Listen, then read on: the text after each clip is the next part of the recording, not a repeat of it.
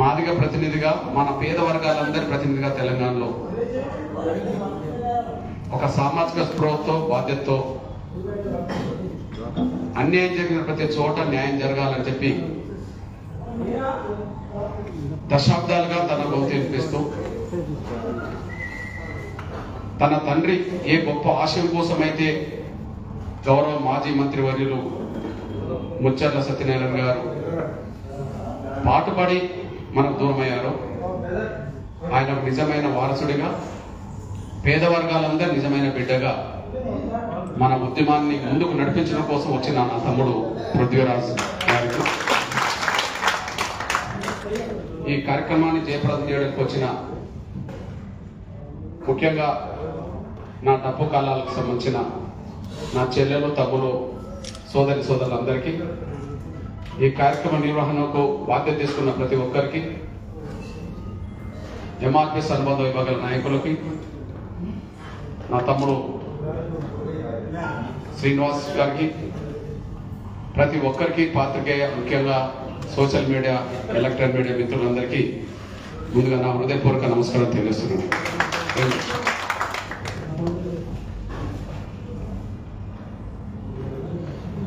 మాదిగ జాతి కులపరమైన అస్తిత్వం ఏదైనా అవి ఈ సమాజానికి ఉపయోగపడే ఏ పరికరంగా మారినా సమాజ అభివృద్ధికి ఉపయోగపడ్డ ప్రతి చర్మ వస్తువు చర్మ పరికరం ఈ దేశ పురోభివృద్ధిలో కీలకమైన భూమిక పోషించింది. ఈ దేశ పురోభివృద్ధిలో అతి కీలకమైన పాత్ర పోషించిన చర్మ వృత్తిని నమ్ముకొని చర్మకారులుగా జీవించిన మనం ఆ వృత్తి చేసిన వాళ్ళగా మనం బాధపడాల్సిన అవసరం లేదు.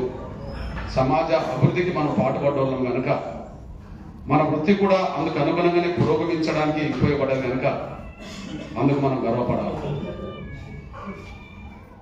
సమాజాన్ని వెనుకకు నెట్టేసే వాళ్ళు కొన్ని వృత్తులకు సంబంధించిన వాళ్ళు కూడా ఉన్నారు. సమాజాన్ని వెనుకకు నెట్టేసే వృత్తిలో ఉన్న వాళ్ళు ఆ వృత్తిని చూసి గర్వపడుతున్నారు. కానీ సమాజ అభివృద్ధిలో భాగస్వామైన మనం మన వృత్తి ద్వారా సమాజాన్ని పురోగమించిన మనం చేసిన మనం మన వృత్తిని చెప్పుకోవడానికి బాధ సిగ్గుపడాల్సిన అవసరం లేదు. తరతరాలుగా వేల సంవత్సరాలుగా మన జాతి కులపరమైన అస్తిత్వం చర్మకారులను వృత్తి చెప్పులు కొట్టే వృత్తి గర్వపడదాం. అది సమాజాన్ని ముందుకు నడిపించిందే కానీ వెనుకకు తీసుకెళ్ళింది. అదే సమయంలో సమాజానికి ఉపయోగపడే ఆ చర్మం వృత్తి నుంచి వచ్చిందే మన డబ్బు. ఆ డబ్బును ఆయుధంగా చేసుకొని సమాజాన్ని మేల్కొల్పే కాడ సమాజంలో ఉండబడే అన్ని వర్గాల కుటుంబాలు వాళ్ళు సంతోషంగా ఉండే సమయంలో వేడుకల్లో డబ్బులు కొట్టారు. వాళ్ళు చనిపోయిన సందర్భంలో వాళ్ళ బాధలు మర్చిపోవడానికి డబ్బులు కొట్టారు. ఎవరికైనా మన డబ్బు వాళ్ళ అభివృద్ధి కూడా ఉపయోగపడ్డది. ఇప్పుడే చెప్పినట్టుగా ఎంతో మందిని గెలిపించే కాడ రాజ్యాలు ఏలే కాడ మన డబ్బు వాళ్ళకు ఉపయోగపడదు. కానీ మొదటిసారి ఈ డబ్బు రేపు ఫిబ్రవరి 7వ తారీఖు నాడు మీ బిడ్డల భవిష్యత్తు కోసం మనం కొట్టబోతున్నాం.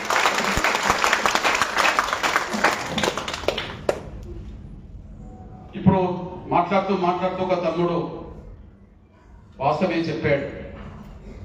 అన్న మన డబ్బులను చూసి డబ్బులు కొట్టేటోళ్ళను చూసి సమాజంలో కొంత చిన్న చూపు కనిపిస్తుంది. ప్రభుత్వాలు కూడా మన డబ్బు ఈ కళా ప్రదర్శనలకు ప్రాధాన్యత ఇస్తలేదు. అన్ని వాయిద్యాలకు మూలం డబ్బే అయినప్పుడు ఆ డబ్బుకు ప్రాధాన్యత లేని పరిస్థితి వచ్చింది.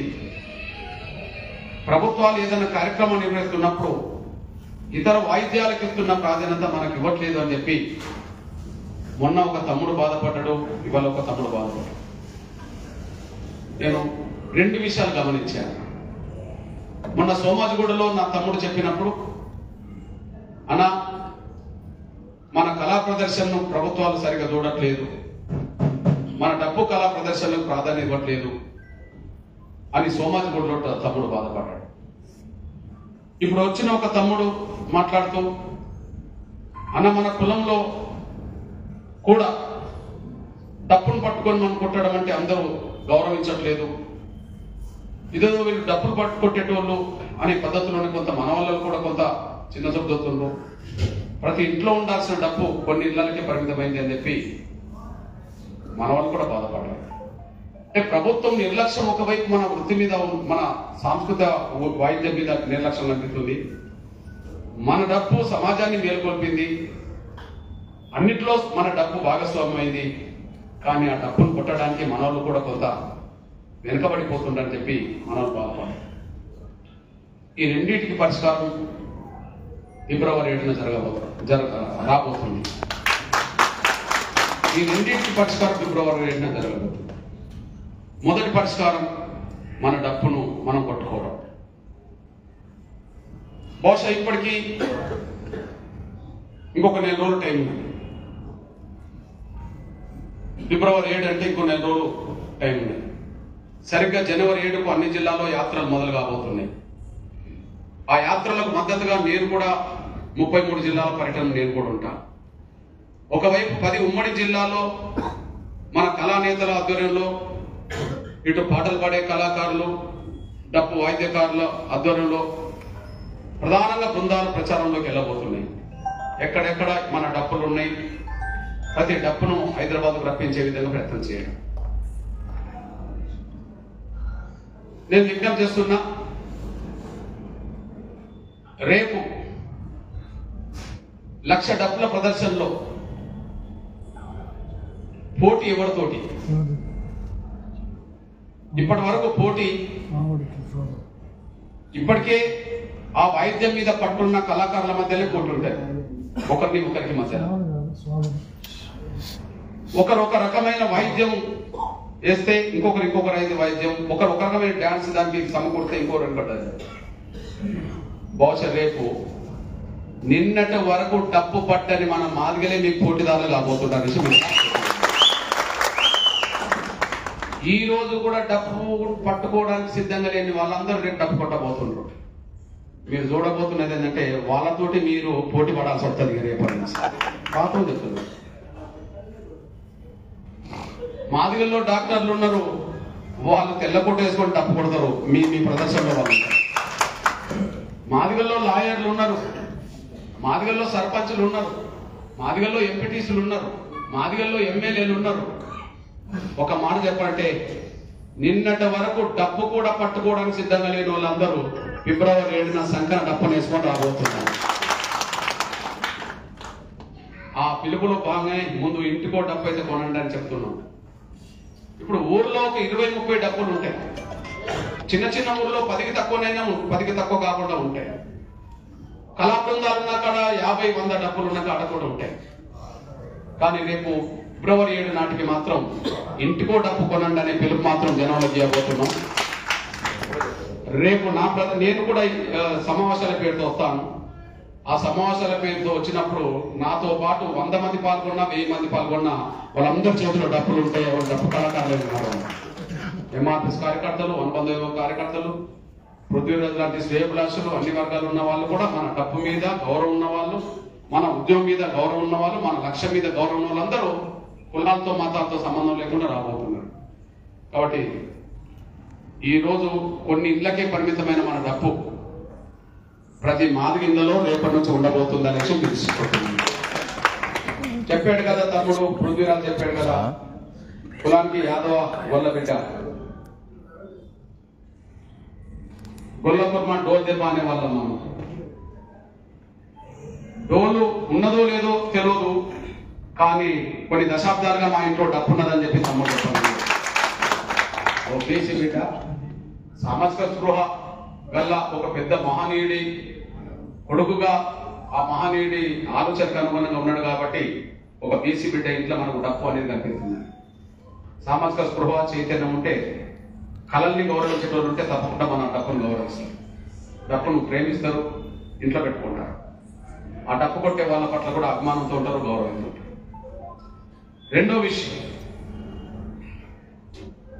సోమాజిగూడ ప్రెస్ క్లబ్ లో తమ్ముడు వచ్చి అన్న ప్రభుత్వం నిర్వహించే కార్యక్రమాల్లో అన్ని వాయిద్యాలకు ప్రాధాన్యత ఇస్తున్నారు, కానీ కొంత డప్పు కళా బృందాలకు మాత్రం కొంత ప్రాధాన్యత తగ్గింది, కొద్దిగా మనల్ని పట్టించుకోవట్లేదనే కాడ ఆ తమ్ముడు చెప్పాడు. నాకు అది మనసులో ఉన్నది అప్పటి నుంచి. బహుశా రేపు 1,00,000 డప్పుల మోత మోగిన తర్వాత రాష్ట్ర ప్రభుత్వం కాదు, కేంద్ర ప్రభుత్వాలు కూడా మన డప్పులకే మొదటి ప్రాధాన్యత ఇస్తారు. అంతే కదా. 1,00,000 డప్పులతో హైదరాబాద్ నగరంలో మనం ప్రదర్శన చేస్తే, ఒక ఊరిలో ఎవరైనా చనిపోతే మన వాళ్ళు డప్పులు కొట్టుకు వెళ్ళినప్పుడు ఊరవతల ఉన్నోళ్ళకు ఆ డప్పు శబ్దం వినపడ్డ తర్వాత ఆ ఊరోళ్ళు కాకపోయినా ఆ డప్పు శబ్దం విని ఒక మాట అంటారు, అరే ఎవరో ఊర్లో చచ్చిపోయినట్టున్నది, ఒక సావు డప్పు కొడుతుండ్రు అని చెప్పి. ఊరేగింపు సందర్భంగా ఊరేగింపు డప్పులు కూడా కొడతారు. అది ఊరోళ్ళకి అర్థమవుతుంది, ఏదో ఊరేగింపు జరుగుతున్నట్టున్నది, ఊరేగింపు డప్పు కొడుతుండ్రండి. అంతే కదా. 10-20 డప్పులు కొడితేనే ఊరవతలు వినబడుతుంది కదా. 1,00,000 డప్పులు హైదరాబాద్ లో మోగితే ఎక్కడికి వినబడుతుంది? ఈ దేశం వింటది మన డప్పు శబ్దాన్ని, ఈ ప్రపంచం వింటది, ఈ భూమి నేల మీదనే కాదు ఆకాశం కూడా దద్దరేటట్టు కొట్టడానికి అవకాశం.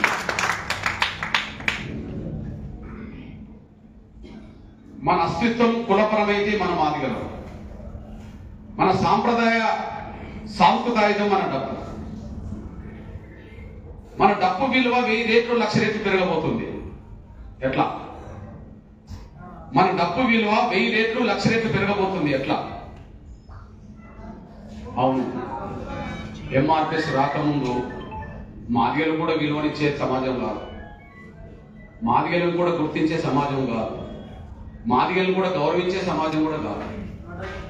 మాదిగలంటే చిన్న చూపు, మాదిగలంటే లెక్కలేనితనం, మాదిగలంటే ఏదో రకమైన అవమానించడానికి ఉపయోగపడే పదాలు మనల్ని వాడేవారు. కానీ కులపరమైన అస్తిత్వం పాతాళంలో తొక్కివేయబడ్డది. అందుకనే ఇతర సామాజిక వర్గాలు వాళ్ళ కులం పేరు ధైర్యంగా చెప్పుకుంటే, మన కులం సంబంధించిన వాళ్ళు మనం ఇదని చెప్పుకోవడానికి సిగ్గుపడడం, బాధపడడం, భయపడడం దండోర రాకముందు. అవును, దండోర రాకముందు మన అస్తిత్వం ఏంటంటే పాతాళంలో మాత్రమే తొక్కేయబడ్డ అస్తిత్వం, కనిపించే అస్తిత్వం కాదు. మరి 1000 సంవత్సరాలుగా మన మాదిగని అస్తిత్వం పాతాళంలో తొక్కేయబడ్డది. అందుకని మనం కులమని చెప్పుకోవడానికి సిగ్గుపడ్డాం. కానీ ఎంఆర్పిఎస్ వచ్చినాక పాతాళంలో ఉండబడే మన మాదిగల అస్తిత్వం ఇవాళ రాష్ట్ర రాజధానిలోనే మాదిగ అని చెప్పి ధైర్యంగా గర్వంగా చెప్పుకునే కాడికి వచ్చేసింది. ఇప్పుడు చెప్పండి, మాదిగల ఉద్యమం రాకముందు మాదిగల అస్తిత్వం ఎక్కడ ఉండేది? మాదిగల ఉద్యమం వచ్చినాక అస్తిత్వం ఎట్లా పెరిగింది? మాదిగ ఉద్యమం రాకముందు అవమానాలు, మాదిగ ఉద్యమం వచ్చినాక వ్యక్తిగతమైన మనకు ఒక గౌరవం. అంటే మాదిగని చెప్పుకోవడం ద్వారా మనకు విలువ పెరిగిందే కానీ విలువ తగ్గలేదు, గౌరవం పెరిగిందే కానీ గౌరవం తగ్గలేదు. ఎవరికి వినబడని మాదిగనే పేరు వాళ్ళ ధైర్యంగా చెప్తున్నా నేను. 30 ఏళ్ల క్రితం ఈ దేశంలో 6,000 కులాలు ఉండితే, 1000 సంవత్సరాల నుంచి ఒక 6,000 కులాలని అనుకుంటే, ఈ 6,000 కులాల్లో ప్రధానంగా అతిపెద్ద జనాభా గల మాదిగ కులం పేరు సమాజంలో వినబడేది కాదు. మాదిగ అనే పేరు 30 ఏళ్ల క్రితం మాదిగ అనే పేరు వినబడేది కాదు ఈ సమాజంలో. కానీ వాళ్ళ 30 ఏళ్ల తర్వాత భారతదేశంలో అన్ని పత్రికల్లో, అన్ని ఎలక్ట్రానిక్ మీడియాలో, అన్ని సోషల్ మీడియాలో ఇవాళ మాదిగ అనే పేరు ప్రధాన నిలబడతారు. ఏ కులపరమైన సామాజిక అంశం మీద చర్చ జరిగితే, ఏ కులపరమైన పేరు అన్నా ముందుకొస్తుందంటే ఈ తెలుగు నేల మీదనే కాకుండా దక్షిణాది రాష్ట్రాల్లో దేశవ్యాప్తంగా వాళ్ళ మాదిగ అనే పేరే పత్రిక వార్తల ప్రధాన అంశంగా మారుతుంది. మాదిగ అనే 3 అక్షరాల పేరు తర్వాతనే మిగతా కులాల పేర్లు వస్తుంది. కొన్ని పేర్లు ఇంకొకటికి రాకుండా కూడా ఉన్నాయి. కానీ మనం చెప్పుకోకున్నంత వరకు మన అస్తిత్వం పాతాళం తొక్కేయబడ్డది. చెప్పుకున్న తర్వాతనే ప్రపంచానికి మన జాతి ఏందో తెలిసిపోయిందనేసి మనం మర్చిపోతాం. నేను చెప్పుకోవడం వల్ల గుర్తింపు, గౌరవం పెరిగింది తప్ప తగ్గలేదనేసి మీరు మర్చిపోతారు. అట్లనే నిన్నటి వరకు ఎవరెవరి కోసమో మన డప్పులు మోగినాయి, ఎవరెవరి కోసమో డప్పులు మోగినాయి. వీళ్లకు పూట గడవని కుటుంబాలు వచ్చిన వాళ్ళు కాబట్టి 100 రూపాయలు ఇచ్చిన మనకు డబ్బు కొట్టడానికి వస్తారు, 200 ఇచ్చినా డబ్బు కొట్టడానికి వస్తారు, ఏమి ఇవ్వకపోయినా ఎప్పుడన్నా ఇస్తాడని చెప్పి డబ్బు కొట్టుకొని వస్తారు అని ఒక ఎక్కడో ఒక దిగు వాళ్ళ మనసులో చిన్న సుప్పున్న పరిస్థితి నుంచి మేము డబ్బుల కోసం కాదు, మా జాతి బిడ్డల భవిష్యత్తు కోసం కూడా పొట్టుకోగలుగుతామని ప్రయత్నిస్తున్నాం. ఒక్కసారి 1,00,000 డబ్బులతో మన జాతి అస్తిత్వం, మన గుండె చప్పుడు వినిపించగలిగితే మన డబ్బు అనే విలువ, డబ్బు ఉండబడే గౌరవం ఇప్పటికంటే 1,00,000 రెట్లు పెరుగుతుందని కూడా మీరు రాసుకోవాలి. ముందుగా రేపు ఫిబ్రవరి 7న జరగబోయే కార్యక్రమం, అనంతరం వర్గీకరణ విషయంలో తేల్చుకుంటుంది గవర్నమెంట్. ఇంకా జాప్యం చేసి వీళ్ళను దూరం చేసుకుందామా, సమస్య పరిష్కరించి వీళ్ళని దగ్గర చేసుకుందామా అనే నిర్ణయానికి వాళ్ళు రావడానికి దారితీస్తుంది. ఎప్పుడు? ఫిబ్రవరి 7 తర్వాత. ఇంకా కమిషన్ తిరుగుతుంది కాబట్టి, కమిషన్ రిపోర్ట్ రావాలి కాబట్టి, ఆ వచ్చే రిపోర్ట్ నాటికి మనం ఫిబ్రవరి 7 నాడు కార్యక్రమం ఉండబోతున్నాం కాబట్టి ఫిబ్రవరి 7న జరిగే కార్యక్రమం చూసినాక ముందుకెళ్తామా చూడొద్దా అనే పద్ధతిలో వాళ్ళు ఆలోచించుకుంటారు కాబట్టి అదొక కార్యక్రమం.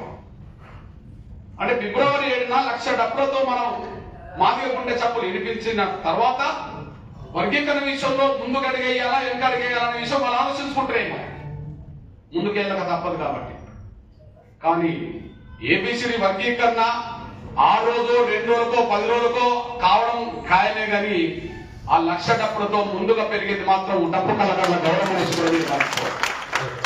ఆ క్షణం నుంచే డప్పు కళాకారుల గౌరవం ప్రపంచం మొత్తం పెరుగుతుంది. వర్గీకరణ తర్వాత వస్తుంది. అంటే మనం డప్పు కొట్టుకోవడం ద్వారా, మన డప్పు మన కోసం కొట్టడం ద్వారా మన హక్కులు ఏనాడైనా వస్తాయి, కానీ ముందుగా వచ్చేది మన డప్పు కళాకారులకు గౌరవం అనేసి కూడా మీరు మర్చిపోతారు. అందువల్ల 2 రకాలుగా 2 అంశాల మీద కొట్టాలి. డప్పు కళాకారుల గౌరవం, డప్పు శబ్దం ప్రపంచంలో పెరగాలంటే, ఆ విలువ పెరగాలంటే ప్రతి మాదిగ బిడ్డ రేపు డప్పును సంకనేసుకొని రావాల్సింది. డప్పు గౌరవం పెరగాలి, డప్పు కళాకారుల గౌరవం పెరగాలి. డప్పు గౌరవం పెరగాలి, డప్పు కళాకారుల పెరగాలి. అన్ని వాయిద్యాల కంటే ముందు పురాతన వాయిద్యం మనదే అయినప్పుడు, మన వాయిద్యం నుంచి అన్ని వాయిద్యాలు వచ్చినప్పుడు, అన్ని వాయిద్యాలు పెరిగిన గౌరవం మన వాయిద్యానికి ఎందుకు తగ్గింది? మన వాయిద్యాన్ని మన కోసం కొట్టకుండా సమాజం కోసం కొట్టిన మాట నిజమే, సమాజ అవసరాల కోసం కొట్టిన మాట నిజమే. దానివల్ల మనం కొంత వృత్తి కల్పించుకున్నమాట వాస్తవే. కానీ మొదటిసారి మన జాతి గౌరవం, మన జాతి అస్తిత్వం, మన డప్పు గౌరవం, డప్పు అస్తిత్వం ప్రపంచానికి తెలిసేలాగా ఫిబ్రవరి 7న కొట్టడానికి జరుగుతుంది. దయచేసి ఆ విషయాన్ని మీరు ఆలోచించండి. రెండోది మన బిడ్డల భవిష్యత్తు. అందరూ చెప్పే 30 ఏళ్ల నుంచి పోరాటం జరుగుతుంది అని. 94 2024 దాటిపోయాం, 30 ఏళ్ళు దాటింది. ఈ 30 ఏళ్లలో ఎప్పుడు మీరంటూ ఉన్నారని, మీరు కూడా నా జాతి అస్తిత్వాన్ని నిలబెట్టే ప్రయత్నం చేస్తున్నారని నా మనసులో ఉండే. జాతిలో అంతర్భాగమైన నా డప్పు కళాకారు నా జాతి అస్తిత్వాన్ని, ఆ కళ అస్తిత్వాన్ని ప్రపంచంలో నిలబెట్టుకుంటున్నారు అనే ఒక అభిమానం ఉండే.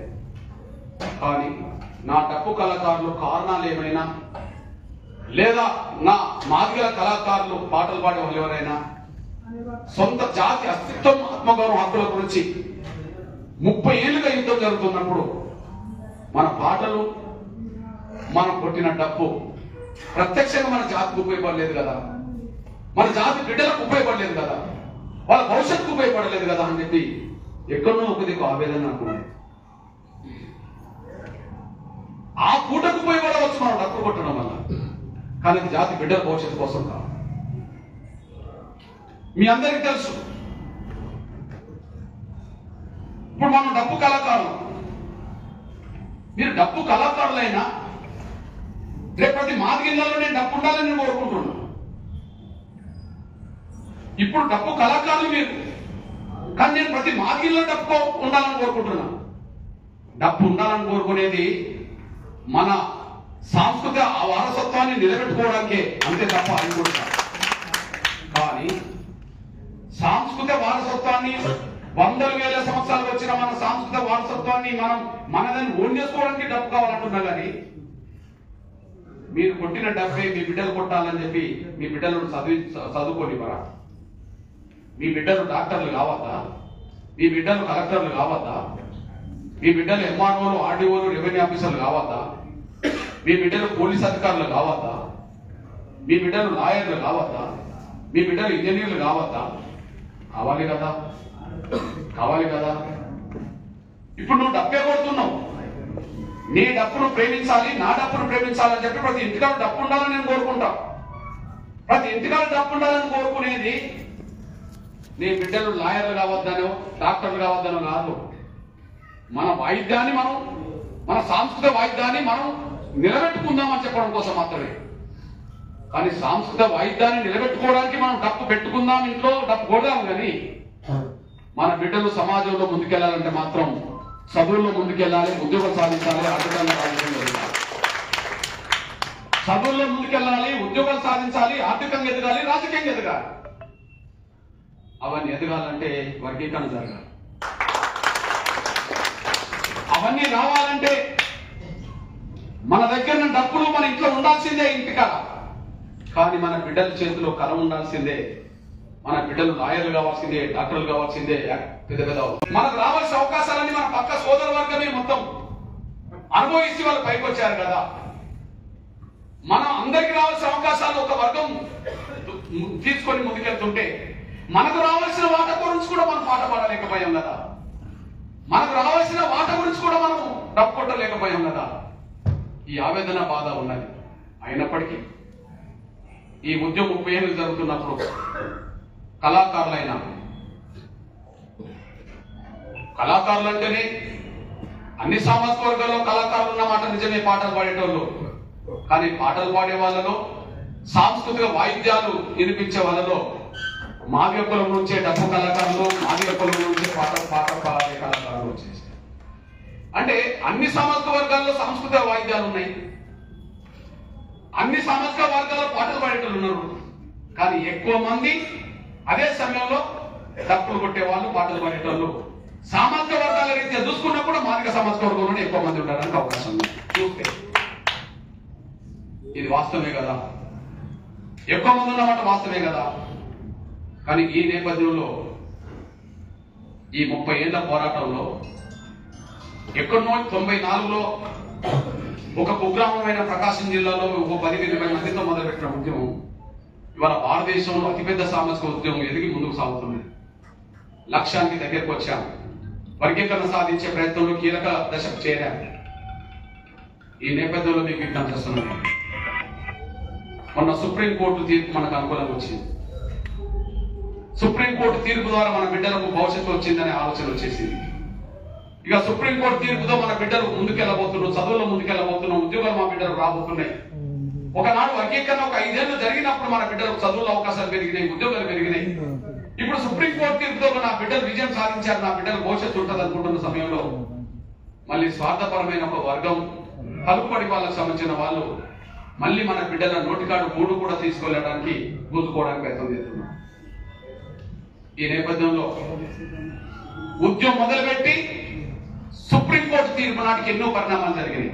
30 ఏళ్లలో ఎన్నో ఆటుపోట్లు, ఎన్నో అడ్డంకులు, ఎన్నో కుట్రలు, ఎన్నోసార్లు నిర్బంధాలు, ఎన్నోసార్లు లాఠీ దెబ్బలు, ఎన్నోసార్లు జైలు, ఎంతో మంది బిడ్డలు చనిపోయినారు. మిమ్మల్ని అడుగుతున్నా,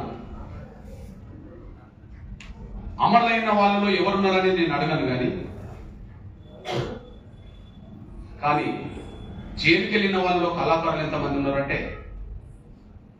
జాతి కోసం, ఉద్యమం కోసం జైలుకి వెళ్ళిన వాళ్ళు ఒక 10,000 మంది వెళితే అందులో ఒక 10 మంది కళాకారులు జాతి కోసం వచ్చిన దాంట్లో ఉన్నారా? నాకు తెలిసి ఈ 30 ఏళ్ల ఉద్యమంలో ఏ ఉద్యమం మీద రానంత నిర్బంధం, ఏ ఉద్యమం మీద రానని కేసులు ఎంఆర్పీఎస్ మీద వచ్చినాయి. 97 నుంచి మిలిటెంట్ ఉద్యమం జరిగింది, మొన్న కేసీఆర్ ప్రభుత్వం వరకు కూడా జరిగింది. 98 నుంచి మిలిటెంట్ ఉద్యమాలు జరిగినాయి, మొన్న కేసీఆర్ ప్రభుత్వం వరకు కూడా జరిగినాయి.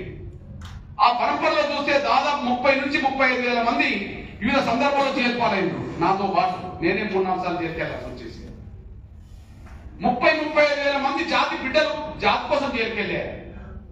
జాతిలో అంతర్భాగంగా ఉండబడే నా జాతి కళాకారులు పాటలు పాడే వాళ్ళలో లేకపోతే డప్పులు కొట్టే వాళ్ళలో ఎంతమంది చేరుకెళ్ళిండ్రు అని అంటే, పోనీ ఎంతమంది మీద కనీసం కేసులు అన్నబడ్డాయి అంటే మన వాళ్ళ మీద కేసులు లేవు, చేయలేదు.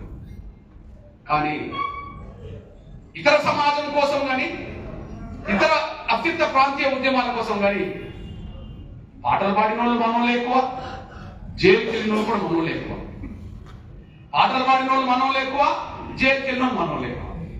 అంటే ఇతరాత్ర అంశాల మీద దృష్టి పెట్టి పాటలు పాడితే నీ భవిష్యత్తు మారలేదు, నీ ద్వారా ఎవరు పాటలు పాడించుకున్నారో వాళ్ళ భవిష్యత్తు మాత్రం మారింది. నువ్వు ఆ పాటల్లో భాగంగా ఉద్యమాల భాగంగా డబ్బులు కొట్టడానికి వెళ్తే నీతో డబ్బులు కొట్టించుకున్న వాళ్ళు ఆ పూటకు నీకు ఖర్చులు పెట్టించేదేమో కానీ వాళ్ళు మాత్రం లక్షల కోట్ల రూపాయలు సంపాదించిన సంపాదన ఎదిగారు. ఏ నా కళాకారుల కుటుంబం ఆర్థికంగా నిలబడలేదు, ఏ కళాకారుల కుటుంబం పెద్ద శక్తివంతంగా ఎదగలేదు.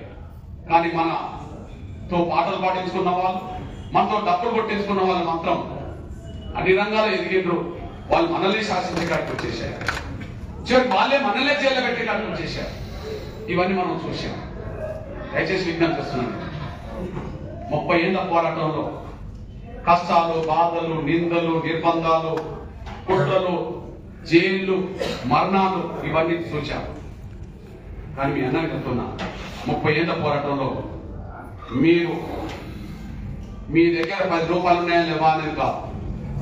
ఎంఆర్ఎస్ ఉద్యమాన్ని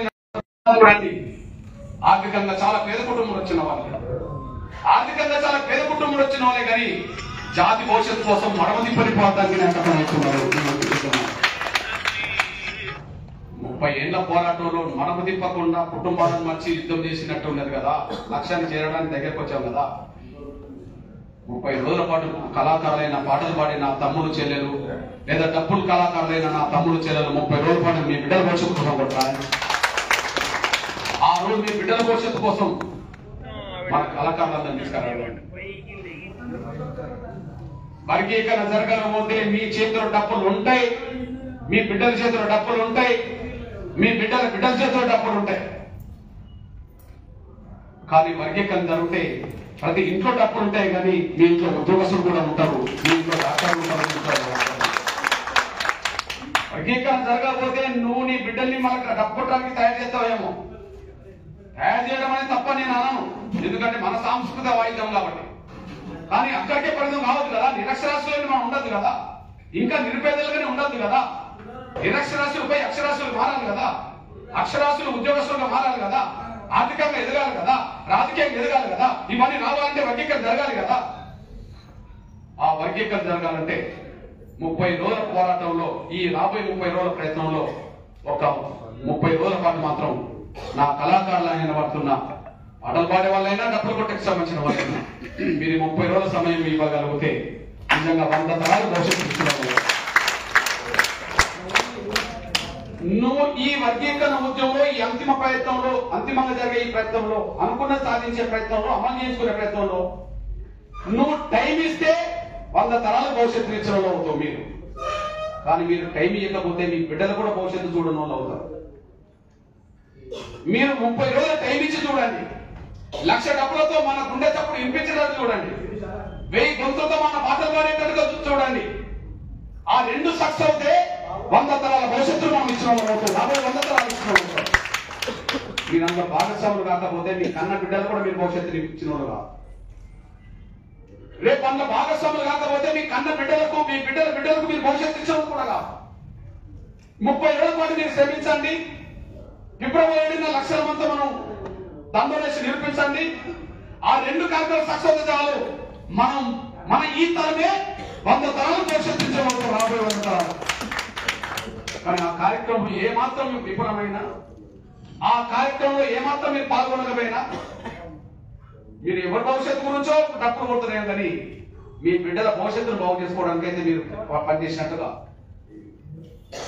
మీ బిడ్డల భవిష్యత్తు గురించి పనిచేయాలంటే మాత్రం 30 రోజులు మాత్రం తిరగాల్సిందే, ఫిబ్రవరి 7న రావాల్సిందే. మళ్ళీ చెప్తున్నా, ఫిబ్రవరి 7న జరగబోయేది. ఇప్పటి వరకు డప్పు బృందాలు ప్రతి ఊర్లో ఉన్నాయి. మనకు బృందాలు అంటే కళా బృందాలు మొత్తం నైపుణ్యంతో కూడా బృందాలు లేకపోవచ్చు. కానీ ప్రతి ఊర్లో సావులకు పోయేది మనోళ్ళే కదా. ఊరికి 5, 10, 20 ఉంటాయి కదా. ఏదైనా పండుగలకు వచ్చినప్పుడు ఏదైనా చిన్న చిన్న ఊరేగింపులో కూడా మనల్ని అక్కడ పోయి కొడతారు కదా. అవి ప్రతి గ్రామంలో ఉన్నాయి. అదే సమయంలో కళా నైపుణ్యంతో కూడిన బృందాలు కూడా, డప్పు బృందాలు కూడా ఉన్నాయి. ఈ ఒక వైపు. మరొక వైపు ఖచ్చితంగా ఎంఆర్పిఎస్ అనుబంధ విభాగ వర్గీకరణ సమర్థించే పృథ్వీరాజు లాంటి అనగాన వర్గాల బిడ్డలు, అగ్ర కులాలకు సంబంధించిన వాళ్ళు కూడా రేపు మాదిగ దండలకు సంబంధించిన మన డప్పు కొట్టబోతున్నారు. మన డప్పు అనేది ఇప్పుడు మన చేతిలో ఉన్నది. రేపు ఫిబ్రవరి 7న అన్ని వర్గాలకు సంబంధించిన వాళ్ళు డప్పు కొట్టడానికి రంగం. అంతేగా ఆ ప్రదర్శన ఏ స్థాయిలో ఉండాలంటే, మన డప్పు కళాకారము డప్పు కొట్టు ప్రదర్శనలో పాల్గొంటాం, పాటలు పాడే వాళ్ళు పాల్గొంటాం ఒక బృందాలుగా. కానీ ఆ ప్రదర్శనలో ఇంకా చాలా శబ్దాలు వస్తాయి. 26 జనవరికి గవర్నమెంట్ ఏం పెడతారు కదా, పెడతారా కదా. రేపు మన ప్రదర్శనలో మాదిగ దండ్ర ఉద్యమాన్ని బలపరచడానికి, మాదిగ ఉద్యమాన్ని గెలిపించుకోవడానికి మాదిగలైన డప్పు కళాకారులు ఎట్లయితే పాల్గొంటారో, మాదిగ ఉద్యమాన్ని బలపరచడానికి అన్ని కులాల్లో ఉండబడే సాంప్రదాయ వాయిద్యాలు కూడా మనకు అందజేస్తాయి. అవి నాకు తెలిసి ఒక 30-40 ప్రధాన కులాల్లో సాంప్రదాయ వాయిద్యాలు ఉన్నాయి. ఆదివాసుల్లోనే 20-30 వాయిద్యాలు ఉన్నాయి.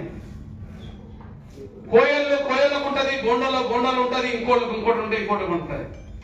మన బీసీలో మన గొల్లకుర్మ డోల్ దగ్గర నుంచి మొదలుపట్టే ప్రతి బీసీలో చాలా కులాలకు కూడా వాయిద్యాలు ఉన్నాయి. ఎస్సీలో మన బయట నుంచి మొదలుకుంటే చివరికి మన బుడగజంగా, డక్కల, చిందు ఇట్లాంటికి సంబంధించిన మన కొన్ని కులాల్లో కూడా వాయిద్యాలు ఉన్నాయి.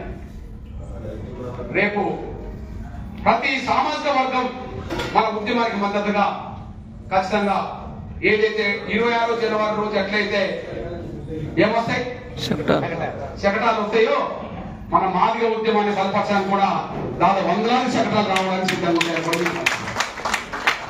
దాని మీద తమ్ముడు కూడా దృష్టి పెడతారని నేను ఆశిస్తున్నా. తమ్ముడికి ఆ బాధ్యత ఉన్నదని చెప్పి ఆయన అనుకుంటున్నాడు. ఆ బాధ్యతకు అదనంగా బాధ్యత అనగానే వర్గాల సాంప్రదాయ వాయిద్యాలు కూడా. అవును, మాదిగ ఉద్యమంలో మాదిగ బిడ్డలు ఉన్న వాళ్ళు పాటలు పాడతారు. కానీ మాదిగేతర వర్గీకరణ ఉద్యమాన్ని బలపరిచే వాళ్ళందరూ పాటలు పాడతారా లేదా? రేపు మాదిగ ఉద్యమంలో మాదిగ బిడ్డలుగా సాహిత్యకారులు వ్యాసాలు రాస్తారు. కానీ వర్గీకరణ ఉద్యమాన్ని బలపరిచి అన్ని వర్గాల వాళ్ళు వ్యాసాలు రాస్తారా లేదా? మాదిగ జర్నలిస్టులు ఉన్నారు. మాదిగ జర్నలిస్టులు మాదిగల కోసం వార్తలు రాస్తారు అనుకుందాం, చూపెడతారు అనుకుందాం. కానీ మాదిగేతర వర్గీకరణ ఉద్యమాన్ని సమర్థించే వాళ్ళందరూ కూడా మనకు అండగా నిలబడతారా లేదా? మాదిగ ప్రొఫెసర్లు రేపు ఉద్యమానికి వస్తారు. వర్గీకరణ సమర్థించే ఇతర వర్గాల ప్రొఫెసర్లు కూడా మన వర్గీకరణ ఉద్యమానికి వస్తారు కదా. అట్లనే మాదిగ కళా సాంప్రదాయమైన వృత్తి అనబడుతున్న మన ఆయుధమన మనం మన కోసం డబ్బు ఎట్లా కొడతామో, అన్ని సామాజిక వర్గాల సాంప్రదాయ శబ్దాలు కూడా మన కోసం వినబడబోతున్నాయని కూడా మీరు మర్చిపోతారు. ఒక మాట చెప్పంటే, ఈ రోజు నుంచి మీరు ఒక్కసారి ఊహించుకోండి, ఆ 1,00,000 డప్పుల ప్రదర్శన ఎలా ఉండబోతుంది అనుకుంటే, 10 మంది డ్రెస్ చేసుకొని డప్పులు కొట్టుకుంటూ పోతేనే ఎంతో ఆకర్షణ ఉంటుంది. 100 మంది పోయిన కాడ చుట్టుపక్కల ఊర్లన్నీ ఆకర్షించబడతాయి. కానీ 1,00,000 డప్పులు వస్తే ప్రపంచమే మన వైపు చూడబోతుందని చెప్పి ఒక మాట చెప్పాలంటే, మన డప్పు విలువను గౌరవాన్ని ప్రపంచంలో పెరగడం కోసం మాత్రం మన ఆ కార్యక్రమం ఉంటుంది. ముందు ప్రపంచంలో మన డప్పుకు విలువ పెరుగుతుంది, డప్పు కళాకారుల గౌరవం పెరుగుతుంది. ప్రభుత్వాలు కూడా మనం చిన్న చూపు చూడకుండా ఏ ప్రాధాన్యతను మనకి ఇవ్వడానికి అవకాశం ఉంటుంది. అంతిమంగా వర్గీకరణ సాధించుకోవడానికి అమలు చేసుకోవడానికి ఉపయోగపడుతుంది. ఈ ఒక్క విషయాన్ని మీ దృష్టికి నేను తీసుకొస్తే, అడ్డంకులు కుట్రలు చేసే వాళ్ళు ఇంకా ఉన్నారు. మనకంటే వాళ్ళు శక్తివంతులు. ముఖ్యంగా మాల సామాజిక వర్గంలో ఆర్థికంగా రాజకీయంగా ఎదిగిన వాళ్ళు ఉన్నారు. వాళ్ళు వర్గీకరణకు ఇప్పటికీ అడ్డు తగ్గుతామంటారు. వర్గీకరణకు అడ్డు తగ్గడం అంటే అర్థం ఏంటంటే, సాధించుకొని మన బిడ్డలకు వర్గీకరణ సాధించుకొని మన బిడ్డలకు పల్లెంలో అన్నం పెడుతున్న సమయంలో, అన్నం పెట్టి కూర వడ్డించాలని ప్రయత్నం చేస్తున్న సమయంలో పక్కవాడు వచ్చి మన బిడ్డ ముందటున్న పల్లెన్ని గుంజుకొని వెళ్తుంటే, తినే అన్నం గుంజుకొని వెళ్తుంటే మనకి ఎంత బాధ ఉంటుందో, మన వర్గీకరణ అడ్డుకోవడానికి ఇప్పుడు ప్రయత్నం చేస్తున్న వాళ్ళ జరుగుతున్న ప్రయత్నాలు కూడా అదే బాధ, ఆవేదన మనకున్నది. ఆ ఆవేదన పోయి మన బిడ్డల భవిష్యత్తు రావాలంటే వర్గీకరణ సాధించాలి. ఆ వర్గీకరణ సాధించడం కోసం నా తమ్ముడు చెల్లెలైన పాటలు పాడే కళాకారులు లేదా డప్పు వాయిద్యానికి సంబంధించిన కళాకారులు అవుతున్నారో, మీరు ఈ 4 రోజుల పాటు మనసును దీని మీదనే పెట్టి, ఈ 4 రోజుల పాటు మనసును దీని మీద పెట్టి గ్రామాన్ని తిరిగి, ఇల్లు తిరిగి, ఖచ్చితంగా ప్రతి ఇంటి నుంచి ఇంటికో డప్పు రావాలని నినాదం ఖచ్చితంగా ఎంఆర్పీ చేయబోతుంది. ఇంటికో డప్పు రావాలని ఎంఆర్పీ చేయబోతుంది.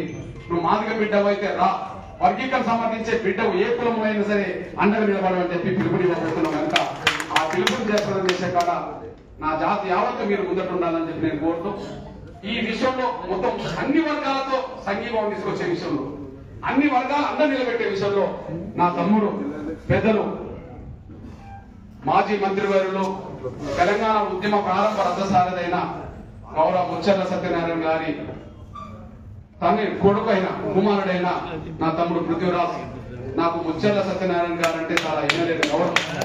ఒక సందర్భంలో పెద్దయినా చదువుకున్నప్పుడే ఇంటికి తీసుకెళ్లి, తమ్ముడు పృథ్వీరాజ్ ఇంటికి తీసుకెళ్లి ఇంట్లో కూర్చుని పెట్టుకొని భోజనాలు వడ్డించి మాతో పాటు పెద్దయిన కూడా తినడం, ఆయనకు ఎనలేని గౌరవం తెలంగాణ సమాజంలో ఉన్నది.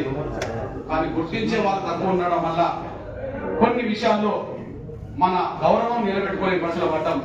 కానీ రేపు మన కార్యక్రమం అనవసరం, ఎక్కడెక్కడ మన వర్గాలకు గుర్తింపు లేదు, ఎక్కడెక్కడ మన మహనీయులకు గుర్తింపు రాలేదో వాళ్ళందరి గుర్తింపు గౌరవాన్ని నిలబెట్టడం కోసం జరిగే ప్రయత్నంలో మనందరం కలిసి పనిచేసే రోజు రాబోతుంది కనుక